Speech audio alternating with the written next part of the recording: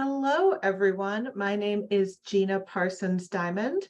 I am a program officer with ACRL, and I'm the staff member in charge of the ACRL data products, which now includes TATIL. So welcome to today's webinar, where I will introduce you to ACRL's newest data tool, TATIL. Inspired by the ACRL Framework for Information Literacy for Higher Education, TATIL provides librarians and other educators evidence to better understand the information literacy capabilities of their students. These data-driven insights inform instructors of weak areas, guide course instruction, affirm growth following instruction, and prepare students to be successful in learning and life. Information literacy is essential in today's world because it empowers students to effectively navigate, evaluate, and utilize the vast amount of resources and information available. Being information literate enables people to make well-informed decisions, think critically, and distinguish reliable sources from misinformation or disinformation. It's a vital skill for students as it not only supports academic success, but also fosters lifelong learning and empowers them to be active and engaged in a rapidly changing society. Additionally, ACRL knows that your institution wants to know how the library contributes to institutional effectiveness and student learning. Employers care about information literacy, student learning, and the effectiveness of the library, and we hope that you can use TATIL and it can be a vital piece of your library's advocacy story. So before we get into it, I'm just curious who has heard of TATIL before this webinar. You can go ahead and raise your hand or type into the chat.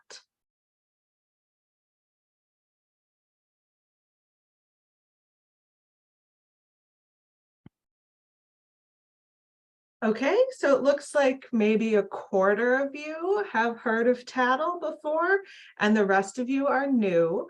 Oh, so I'm so pleased you've joined us today to learn more. You can access the tool at the website thresholdachievement.com if you want to take a look at anything during or after the presentation. So what is TATIL? TATIL is a simple, easy to use standardized test that measures the achievement of information literacy outcomes, regardless of a student's major or research focus. It contains 4 modules that address learning across all the frames in the ACRL Framework for Information Literacy. And then the reports that TATIL generates help educators identify student areas of strength and also areas that may need improvement.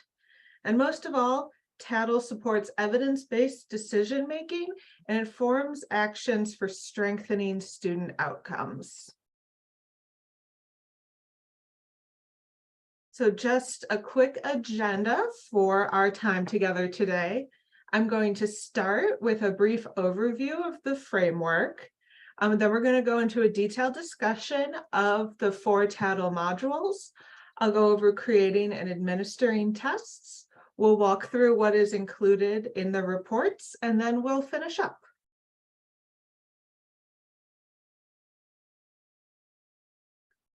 So as I've said, the TATIL is based on the Framework for Information Literacy for Higher Education. The framework is freely available on the ACRL website if you are not familiar. So the themes that run throughout the ACRL framework, which are the importance of community, critical thinking, curiosity, and perseverance, definitely shaped the approach taken by the librarians and other educators who developed TATIL. Because of the inspiration from the framework, TATIL tests facets of information literacy that have not been measured before and that can lead to new conversations among librarians and their colleagues throughout higher education about how to develop students' information literacy proficiency. So the creators of TATIL really took 5 main inspirations, and that is the description of the development of learners from novices to experts, The interconnections among the frames that capture the complexity of information literacy, the definition of knowledge practices as well as dispositions that educators can observe and cultivate among learners, the responsiveness to evolving standards and practices in the information literacy environment, and how the frameworks really stretch us to ensure students develop metacognitive connections and a deeper engagement with information in general. So here are the 6 frames that are included in the ACRL Framework for Information Literacy for Higher Education. I'm just going to go over these real quick. And if you're interested in learning more, definitely visit the ACRL website where this framework is available in full. These frames are listed in alphabetical order. There is no hierarchy or ranked importance to the frames. So the initial frame I'm going to talk about is authority is constructed and contextual. And this really just means that information resources reflect their creators' expertise and credibility and are evaluated based on the information need and the context in which the information will be used. Authority is constructed in that various communities may recognize different types of authority. It is contextual in that the information needed may help to determine the level of authority required. The next frame is information creation as a process. Information in any format is produced to convey a message and is shared via a selected delivery method. The iterative process of researching, creating, revising, and disseminating information may vary, and the resulting products can reflect these differences. The next frame is information has value. Information possesses several dimensions of value, including as a commodity, as a means of education, as a means of influence, and as a means of negotiating and understanding the world. Legal and socioeconomic interests influence information production and dissemination. Next, we have research as inquiry. Research is iterative and depends upon asking increasingly complex or new questions whose answers in turn develop additional questions or lines of inquiry in any field. Next, we have scholarship as conversation. Communities of scholars, researchers, or professionals engage in a sustained discourse with new insights and discoveries occurring over time as a result of varied perspectives and interpretations. And the next frame is searching as strategic exploration. Searching for information is often nonlinear and iterative, requiring the evaluation of a range of information sources and the mental flexibility to pursue alternate avenues as new understanding develops. So those are the 6 frames included in the ACRL framework that were used as the inspiration for TATIL. So now we're going to talk about the TATIL modules. TATIL as a test is organized into 4 modules designed to be administered separately according to the outcomes you want to assess.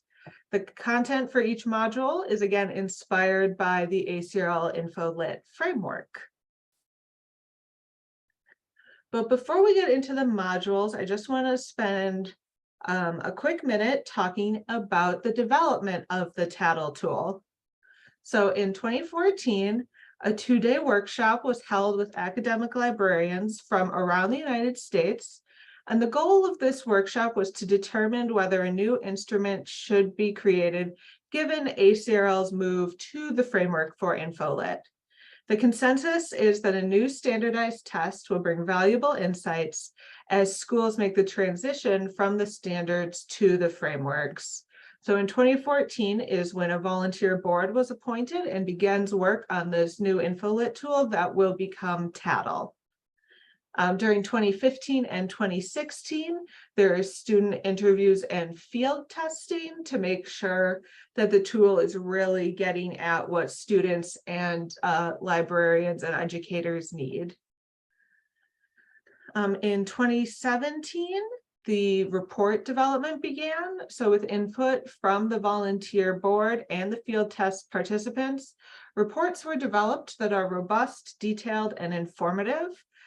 These institutional reports offer summary and detailed results, as well as a whole host of other information. And it was really important to that volunteer board that the reports be as usable and valuable for librarians as possible. In 2018, all 4 modules were finalized and available publicly. So that's kind of when the official launch of the tool was. And then in 2022, ACRL was approached by Carrick Enterprises, the original developers of the tool, about purchasing TATIL. And then the ACRL board did approve the purchase of TATIL, citing the fact that this new tool can increase our ability to advance equitable and inclusive pedagogical practices and environments as articulated in the ACRL Plan for Excellence. TATIL's valuable data and reports allow libraries to build more effective information literacy programs and to communicate compellingly about their role in supporting student learning. And then this year, actually just last month in late June of 2023, TATIL officially launched as an ACRL product. So each module in TATIL measures both the knowledge and dispositions of students regarding information literacy. So students who attain knowledge of information literacy concepts and practices are well positioned to effectively address their information needs and contribute meaningfully to society. And then dispositions are the qualities students cultivate that underlie and shape their actions. Strong dispositions are associated with lifelong learning and critical thinking. They can be strengthened through high impact pedagogical practices, as well as social learning. So the first module available in TATIL, Module 1, is Evaluating Process and Authority. This module combines concepts from 2 of the ACRL information literacy frames, authority as constructed and information creation as a process. It focuses on the process of information creation and the constructed and contextual nature of source authority. So here you can see that the knowledge outcomes being evaluated are a student's ability to apply knowledge of the source creation process and context to evaluate the authority of a source, as well as apply knowledge of authority to analyze others' claims and to support one's own claims.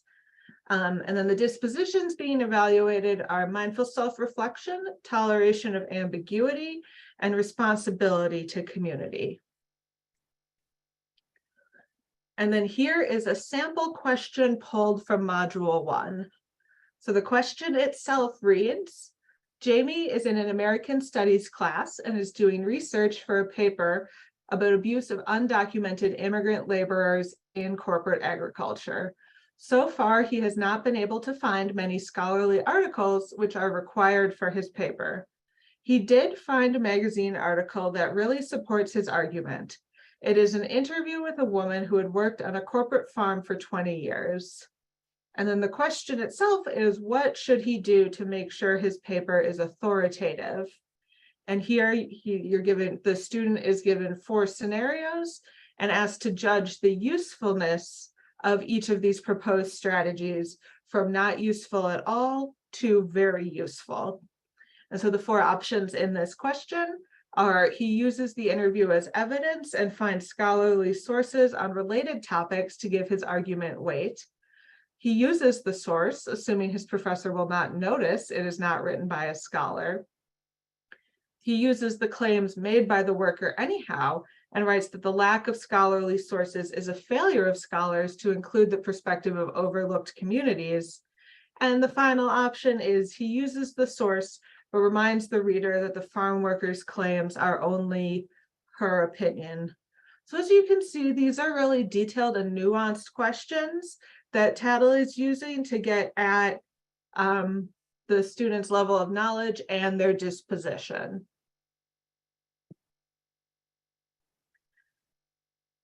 Frame or module 2 is called strategic searching. And this module relates to the searching as strategic exploration frame. It focuses on the process of planning, evaluating, revising searches during strategic exploration. And the knowledge outcomes here are plan, conduct, evaluate, and revise searches to achieve relevant results, and to compare and contrast a range of search tools. And the disposition being evaluated in module 2 is productive persistence. And here we're looking at a sample question from module 2. When searching in a scholarly database, which advanced search options would be best to help you accomplish each search task? And then the student is asked to drag and drop within the tool. So here might be how a student would match the task to the option for strategic searching. Module 3 is titled Research and Scholarship. This module combines elements from the research as inquiry and scholarship as conversation frames. It focuses on the knowledge building process and how scholars build knowledge. And the knowledge outcomes for module 3 are understand the processes of scholarly communication and knowledge building, and understand the stages of the research process. And the dispositions being evaluated are productive persistence, mindful self-reflection, and responsibility to community. And here we're looking at a sample question from module 3. Yvonne works for a college where she has been asked to conduct research on the undergraduate student experience so that it can be improved. She and her colleagues have decided to focus on the following research question: how do extracurricular activities affect students' overall college experience? And then the student taking the TATIL assessment is asked, select the best sub-questions that will help Yvonne answer her research question. Select all that apply, as there may be more than one correct answer. So the sub-questions are, how does participating in extracurricular activities affect students' academic success? How do professors' writing assignments affect students' overall college experience?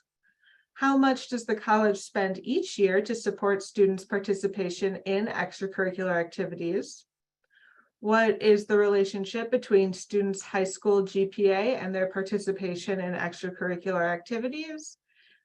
And what is the relationship between participation in extracurricular activities and student engagement on campus?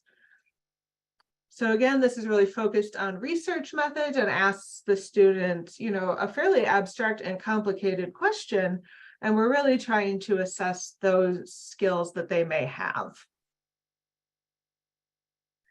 And the last frame, or the last module, is module 4, the value of information. Now, unsurprisingly, this module has been inspired by the information has value frame. It focuses on the norms of academic information creation and the factors that affect access to that information. So the knowledge outcomes for module 4 are recognizing the rights and responsibilities of information creation, and recognizing the social, legal, and economic factors affecting access to information. And the dispositions being evaluated are mindful self-reflection and responsibility to community. And here we have a sample question from module 4. Eduardo is creating a blog for his marketing class about the role that barbershops have played as gathering spaces in their communities. Each blog post is supposed to be an idea for marketing his concept to investors. He is required to use images he finds online in each of his posts. His professor reminds the class that she has known past graduates who have used their blog in the real world as marketing tools. What should Eduardo do to balance his needs for this assignment with the interests of photographers who create images he is considering using? And again, this is a question that is asking the student to judge the usefulness of each of these proposed strategies, from not useful at all to very useful. The first option is make the images he finds his own by changing them a little so the photographers will not recognize them. The second option is use only photos he takes himself because copyright laws are too complicated to follow. And the third and final option is name and link the original source of each photo to give the creators credit like he would want credit for his work.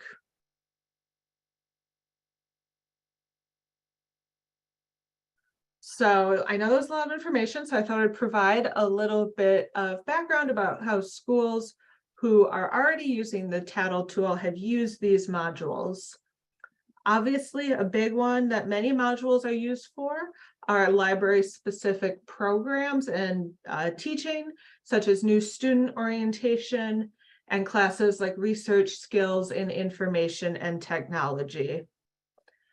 Additionally, I want to emphasize that these tools are good evaluation opportunities for students across majors and interests. So here we can see that one institution has used Module 2, which is a strategic searching. It was used across a wide variety of majors and subject matters.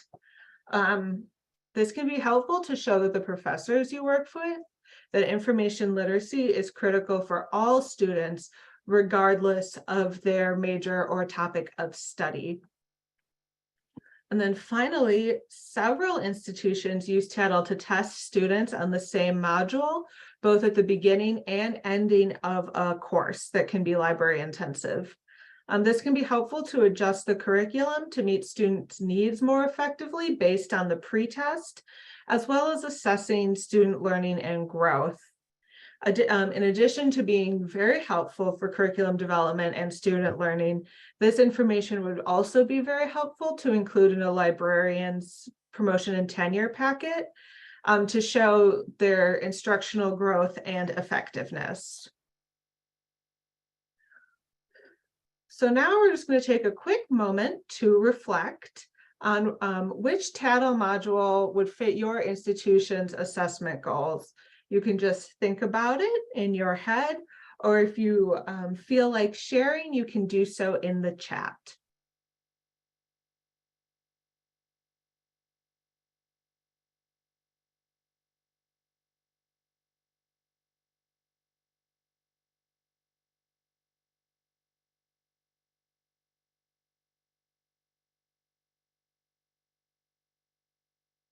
Okay, well, if you have any questions or comments as we continue, please let me know.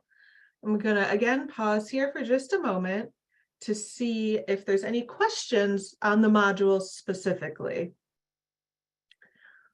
Oh, and I see Chelsea has shared in the chat. We've been using Module 2 to assess students in our 4-credit information literacy course with both pre and post-test modules. Excellent, Chelsea. That's awesome.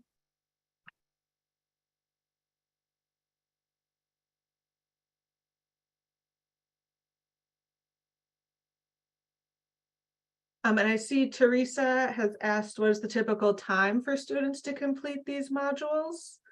All 4 modules are designed to be completed in 50 minutes or less.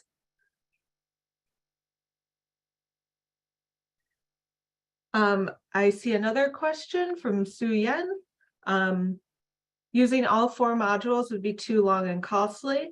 What would you recommend for this kind of case? Which module would be ideal if we pick only one? You can, we do offer previews of the modules that are not scored and included in reports. So I would say the best option there is for you to email us at tatil@ala.org requesting access to those practice or showcase modules. Take the tests yourself and see which one would apply, would be the best for the students that you are working with. Faye asks, is TATIL mostly geared to first year, second year undergraduates, or has this ever been used for junior, senior, or even graduate level students?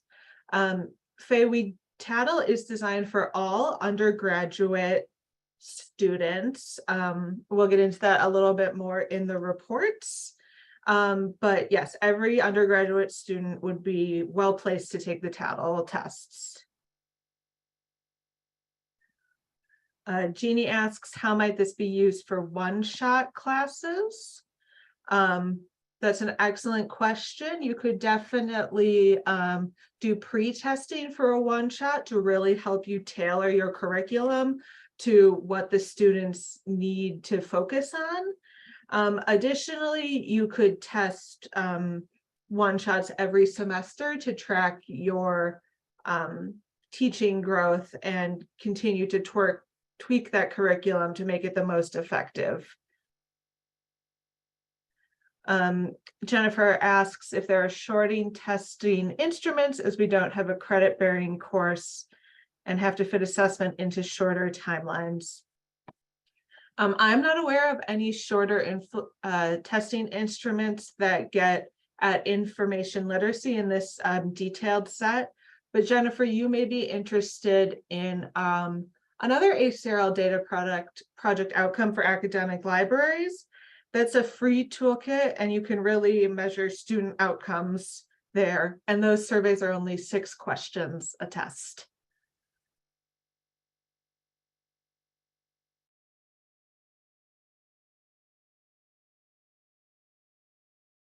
Lauren asks if there's instructional content along with the questions. No, the TATIL, all 4 TATIL modules focus exclusively on information literacy concepts. The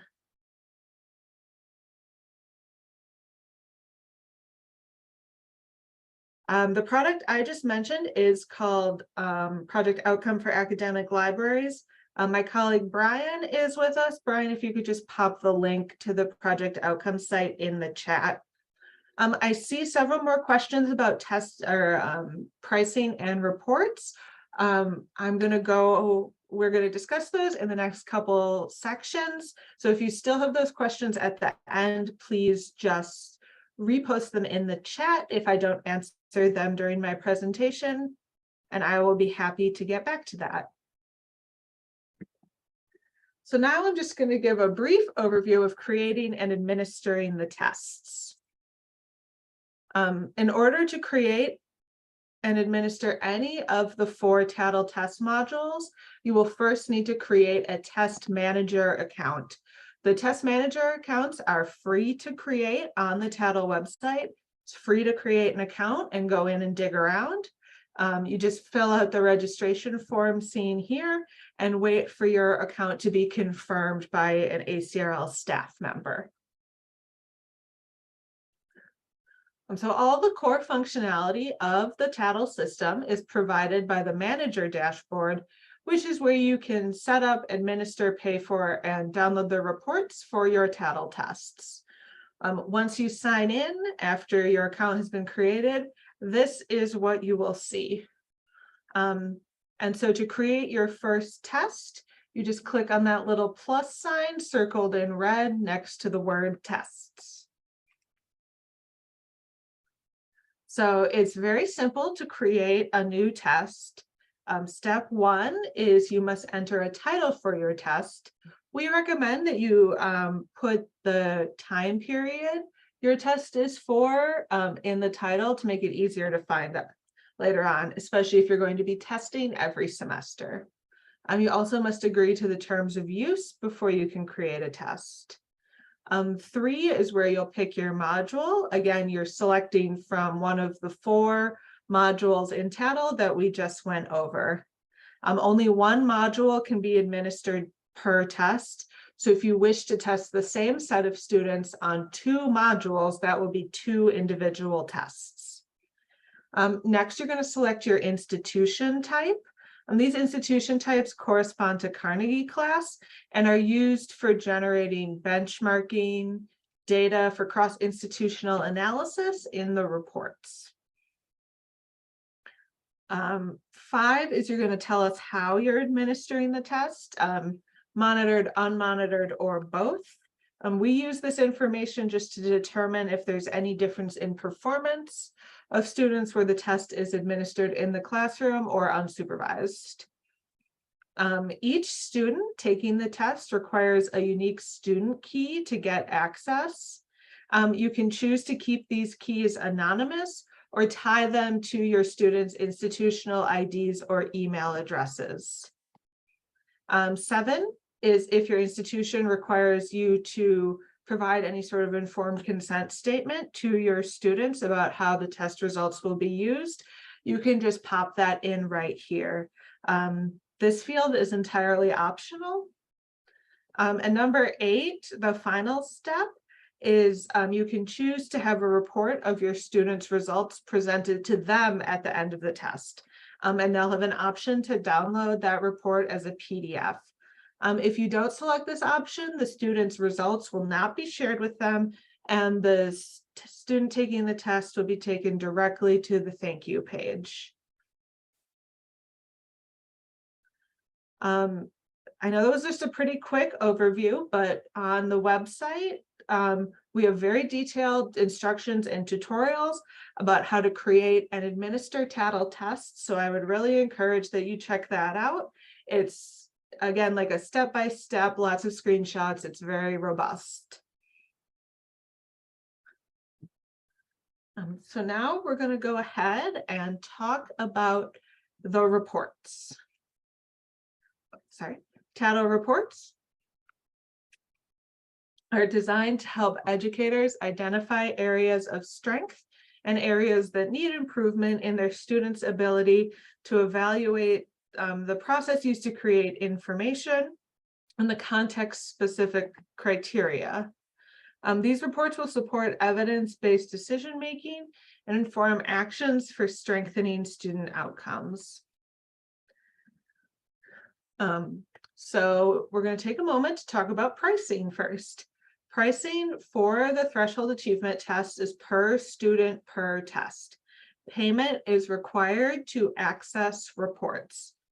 So we have 3 payment options. The first is prepay, and that is $8 per student per test. To prepay for a test, you must specify the number of students you will test and generate an invoice prior to starting the test.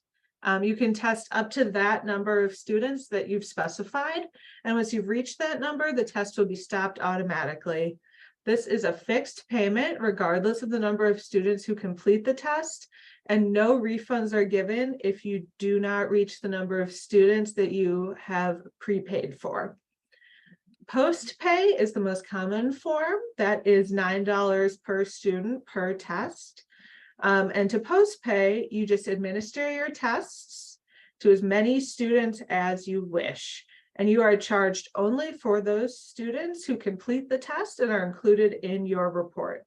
Students who do not complete the test or have not consented to having their responses used are not included in your report, and you are not charged for these students. Finally, we offer an unlimited annual contract, and this is for larger scale testing. With the unlimited contract, there is no limit to the number of tests you can administer and no limit to the number of students you can test. The contract period spans the academic year, which is for TATIL June 15th through May 31st of the following year. The price is 50 cents per enrolled student at your institution, with a minimum charge of $10,000. So for example, an institution with an enrollment of 24,000 students, the annual contract would cost $12,000. Institutions interested in large scale testing will definitely find this to be an attractive option as opposed to paying on a per student basis. So again, using the post-pay method, you can test as many students as you would like, and you pay for those tests in order to gain access to the reports. And in today's example of going through these PDF reports, we're going to be looking at a test report for Module 1, which is Evaluating Process and Authority. So these reports present overall and detailed results for your students. The high-level summary of results on both the knowledge and disposition dimensions for students at your institution is provided in Section 3, Summary of Results, along with cross-institutional comparisons. Your local results are compared to other institutions in order to give an indication of how your students perform relative to other students who may have similar exposure to information literacy. Sections 4 and 5 offer details about knowledge performance. Section 4 will show you the overall mean score for all students and subgroup breakouts for the standard questions you selected, as well as your custom questions. Section 4 also gives that cross-institutional comparison. And then Section 5 provides more detail on these knowledge results by presenting data on each individual knowledge outcome, along with breakouts and that benchmarking data. Section 6 is where you're going to see the details about your disposition performance. Your disposition results are presented with level descriptions that align with your students' mean scores. And then Section 7, the final section, is targeted reading. So we provide you a reading list that can assist you in following up on these results. I'm seeing a couple questions about pricing, so I'm just going to go ahead and access those or answer those now. Can unused prepay seats be rolled into another test? No, they cannot. And then Leanna asks, does the unlimited allow you to use all the modules, or is it the unlimited payment per module? Nope, unlimited grants you access to give as many tests across all the modules to as many students as you want in that calendar year. And then she also asks, to pre and post test, you need to purchase the module twice. Yes, you do. So, and then Alexandra asks, how can we get access to the raw data? Yes, in addition to this PDF report that comes out, you'll get a whole zip file full of detailed information, like spreadsheets and everything about your student performance. And then one more question, is the payment per module per student? Yes. So the umbrella term is the threshold achievement test for information learning, but it's really the 4 discrete module tests underneath it. So if you wish to test students on module 1 and module 2, that's 2 separate tests and it would be 2 separate payments. Awesome. So first, for reports, we're going to talk about the knowledge results. So the knowledge items that are being assessed are based on information literacy outcomes and performance indicators created by the test developers and advisory board of librarians and other educators. These items assess an array of cognitive processes that college-ready students develop as they transition from pre-college to college-ready to research-ready. The items are presented in a variety of formats to assess students' information literacy, knowledge, skills, and abilities, ranging from understanding to critical thinking to problem solving. So students who attain knowledge of infolit concepts and practices are well positioned to effectively address their information needs and contribute meaningfully to the information ecosystem. So here we're looking at the first a knowledge results visualization. Students who took the test and were assessed at a conditionally ready, basically a pre-college level, are marked in yellow. Students who were assessed at the college ready level are marked in green, and students who are assessed at the research ready or postgraduate level are here shown in blue. So the top figure is your institution. You can see that the average student here falls into the college ready box, which is very good. And underneath you see a histogram of the overall disbursement of scores. Traditionally, and most likely these will look like bell curves. Additionally, on this graph, you see the same information for your peer institutions. These are custom peers that you selected during the report creation progress. And then you also see compared to your institution type, which again is Carnegie class, and then finally to all institutions. So here you can see that this institution's average score, 511, is higher than their peer institutions and institution types. Additional knowledge results visualizations show the mean score and standard error for your students. The number and percentage of the students in those 3 performance levels, conditionally ready in yellow, college ready in green, and post-college ready in blue, are displayed here in a pie chart with the legend underneath.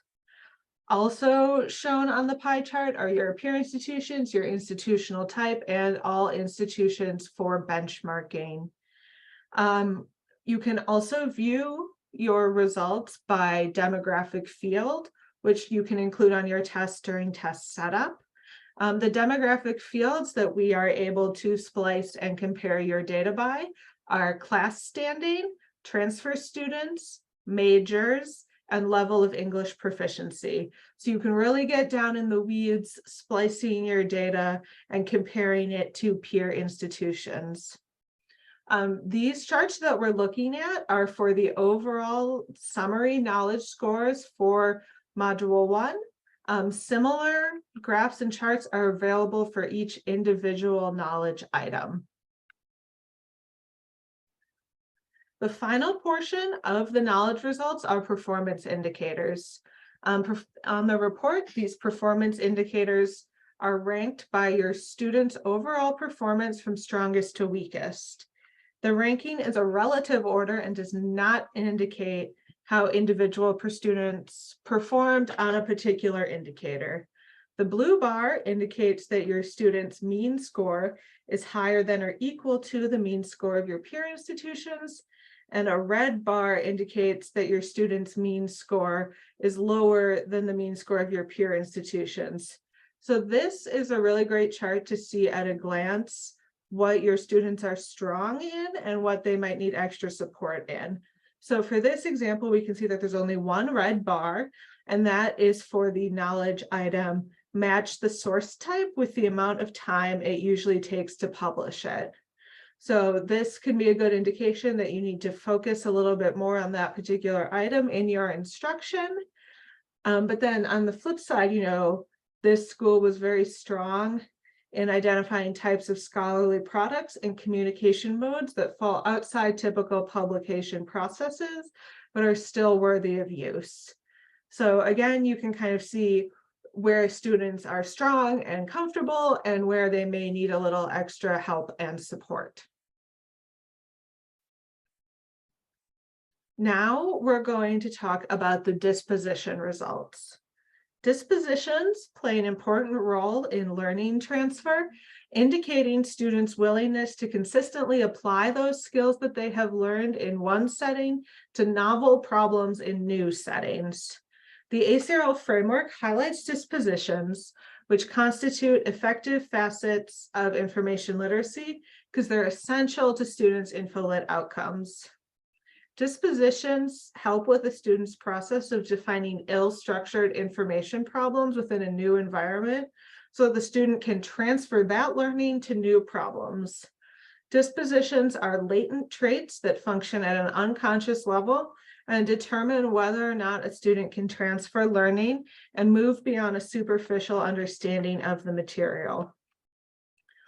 No overall dispositional scores for the module are available because each disposition is distinct and some dispositions may work in opposition to each other. So the example we're looking at is for the disposition mindful self-reflection. And here again, we can see that weakly disposed students are visualized in orange, moderately disposed are represented in pink, and strongly disposed are represented in blue. And here you can see at your institution, the percentage of moderately disposed is higher than your benchmarking peers, but the number of strongly disposed is lower than your benchmarking peers. So this is a good, quick 5-second comparison to see how your institution is doing with some of these information literacy concepts. So in this example, the mean score for the set of problem-solving items about mindful self-reflection, again, falls into that moderately disposed range. Scores in this range suggest that students are able to recognize the difference between their own information preferences and the sources considered authoritative by the academic community, so that they are likely to follow their professor and librarian's guidelines about the types of sources to select. So based on this assessment, these students are in a pretty good place to continue their Module 1 journey. Here you can see, again, disposition results can be viewed by demographic field, which again include class standing, transfer students, majors, and level of English language proficiency. So here you can see the scores broken out by class standing, and again, with that benchmarking data, as well as the majors. The majors are pre-filled in TATIL, so you don't need to type those all out yourself if you are using the majors custom demographic.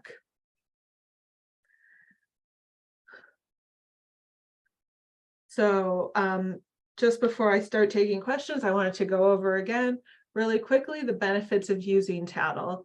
ACRL knows that information literacy is a vital part of the library's story, and TATIL is a robust and nuanced assessment that gets at the heart of students' information literacy journey and growth. TATIL can help identify student areas of strength and weakness to improve library instruction and really help students succeed in their courses. The reports show student improvement. If you're using reports sequentially, you can do individual course pre-test and post-test. Or if you're running, a library orientation one-shot every year, you could test semester to semester to see how that instruction is going. Additionally, you can use TATIL to advocate for your library within your institution. The reports, especially with the benchmarking data with peers and institution types, can be really valuable to show that either you're in line with your peers or that you're doing something new and different. So again, just TATIL is a really beneficial information literacy tool that can really help your library. And that is it. I'm here to answer any questions you may have, so please just put them in the chat. Let's see. Can you test yourself first? Debbie asks. Yes, of course. If there's a lot of staff and faculty at your institution that want to take the test to try it out, I would recommend just setting up a test in your account and just never paying for the report. That way, a lot of people at your institution can take the test. If you yourself just want to take the test, please email us at tatil@ala.org and we can send you one complimentary test key.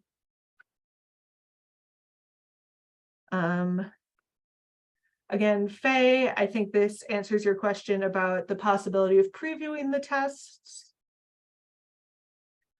Elizabeth asks, how are peer institutions selected? So we have two peer institution kind of groups.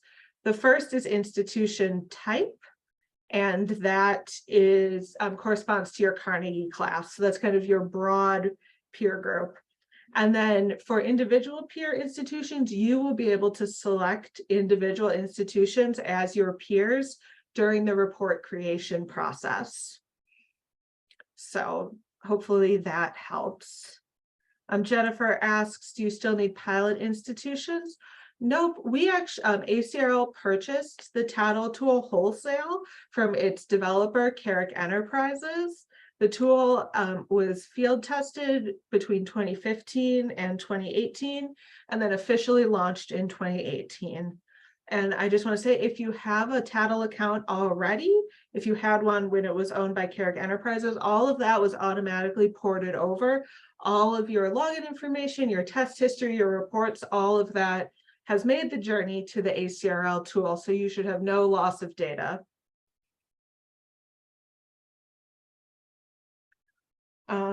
Lauren asks, how are the subjectively worded questions objectively assessed? So hopefully this will help. There is we are in the process of forming a ACRL TATIL advisory board comprised of volunteers, and every year they will review the test questions and kind of reassess them for evaluation and scoring. Because this is a new ACRL tool, I have not yet been part of that process, but I will let you know if I learn anything else.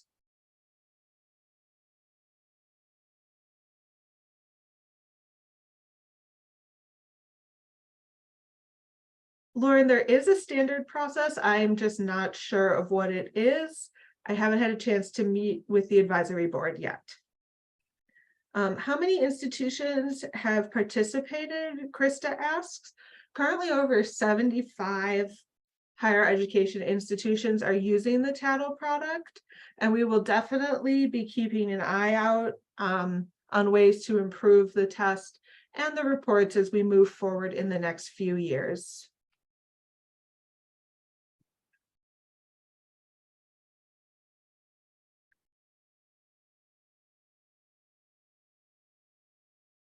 Yes, so thank you all so much for coming to learn about TATIL, ACRL's latest assessment tool.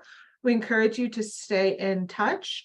If you ever have individual questions or concerns about the tool, please email us at tatil@ala.org.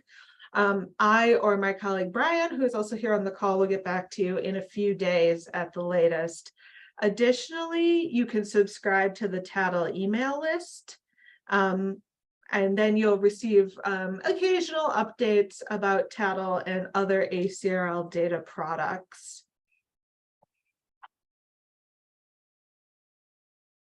Yes, and Chelsea says, as far as I understand, the subjective questions with a more than one right answer are scored on a scale of more to less conformity to the framework dispositions. I would agree with that. In the sample reports and some of the tutorials, there's detailed information on the scoring. Each question or each test is scored out of 1,000. So there's a lot of room for maneuverability. Or yeah, let me just see if I can put that in the chat real quick for everybody about the scoring.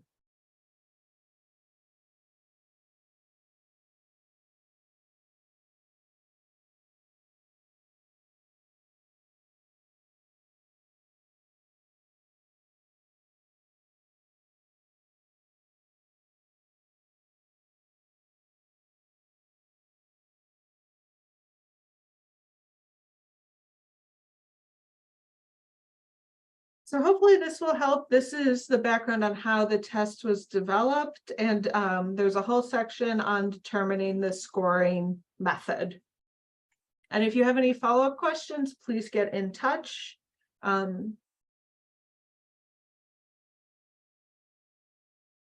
Yes, just let me know. I'm relatively new to this tool as well, so I'm very excited to be learning alongside you.